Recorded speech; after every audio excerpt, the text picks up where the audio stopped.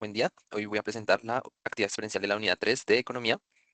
Entonces, justificación, introducción al tema. Este documento vamos a analizar cómo le ha ido al Bitcoin entre el 2024 y 2026, cómo se relaciona con la economía real, hablando de cosas de inflación, tasas de interés y bancos centrales.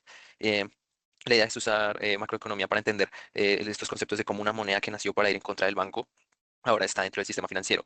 Bitcoin ofrece oportunidades reales de inclusión financiera, diversificación, innovación y acceso a un activo de reserva escaso y puede ser un refugio confiable frente a la inflación a corto plazo. Su valor se explica mejor como el de un activo de riesgo institucionalizado sensible a la liquidez global.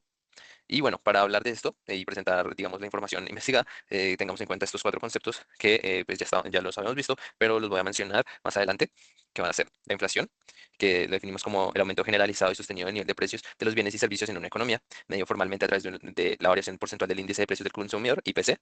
Las tasas de interés, que es una variable económica y financiera que expresa la relación porcentual entre el capital invertido prestado y el rendimiento del costo generado, y esto generado por este en una unidad de tiempo determinada. La volatilidad, una medida estadística que cuantifica la dispersión o variabilidad de los rendimientos de un activo financiero respecto a su media en un periodo determinado. Y el Bitcoin, que es un activo digital descentralizado basado en criptografía de clave pública y un protocolo de consenso distribuido, o entre comillas lo llamamos la blockchain, operado sin la intermediación de autoridad de compensación o un banco central. Listo, entonces veamos el comportamiento reciente del Bitcoin. Vamos a hacer un análisis, les muestro una gráfica. Entonces, en enero del 2024 arrancó el año sobre los $45.000 por Bitcoin y este empujón, y este fue un empujón de los nuevos fondos de inversión y trepó a $73.000 cuando llegó el mes de marzo del 2024. Ya después, cuando fue en diciembre del 2024, después de las elecciones en Estados Unidos, rompió una barrera psicológica y llegó hasta los $100.000.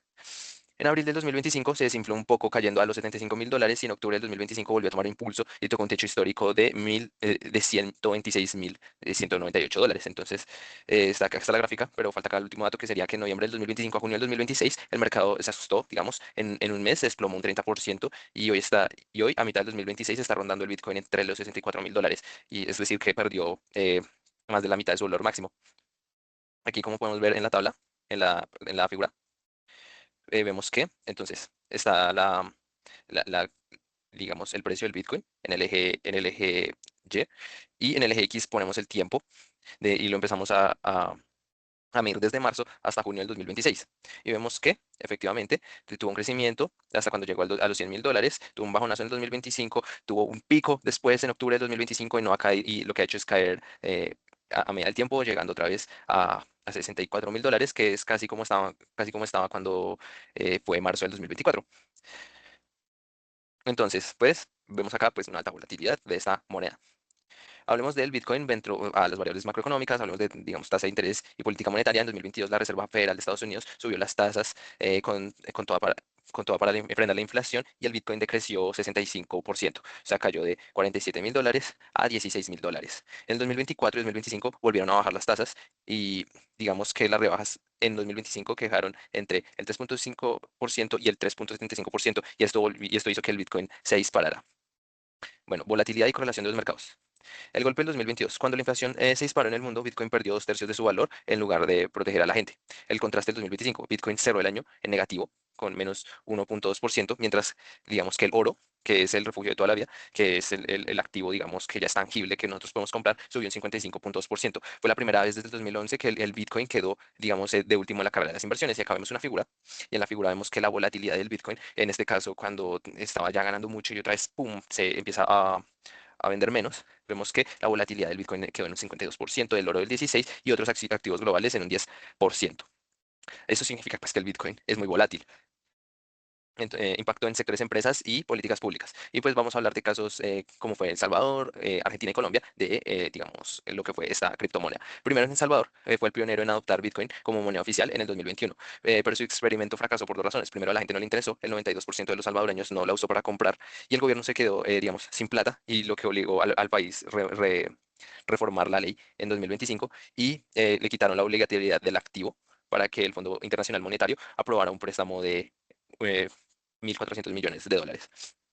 En Argentina ya fue nacida por la necesidad porque tenían una inflación que tocó el 211% en 2023 y cerró sobre el 35.9% en 2025.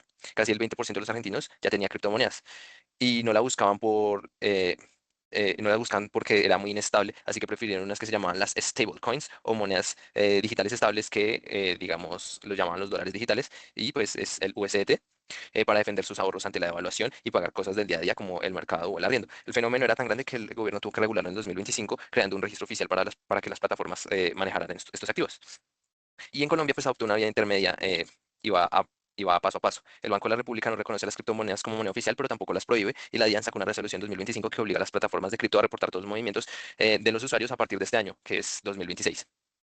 Listo, discusión y desafíos y oportunidades. En conclusión, los últimos 2 años demuestran que el Bitcoin funciona como un activo de riesgo impulsado por el dinero barato y fondos de inversión, pero no sirve como refugio a corto plazo en contra de la inflación. De hecho, ante las crisis extremas como la de Argentina, la gente prefiere dólares digitales ante la volatilidad del Bitcoin.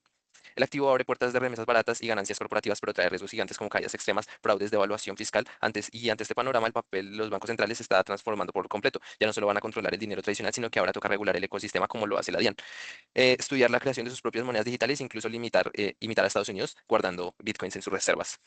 Y pues esto es el trabajo. Aquí están las referencias de donde tomé los datos. Acá el Banco de la República, Bloomberg, para los datos de los stablecoins en Argentina, el CoinMarketCap para saber el precio del Bitcoin y su data histórica, y digamos para la información de El Salvador. En su implementación del Bitcoin y una información acerca de la volatilidad del Bitcoin. Muchas gracias.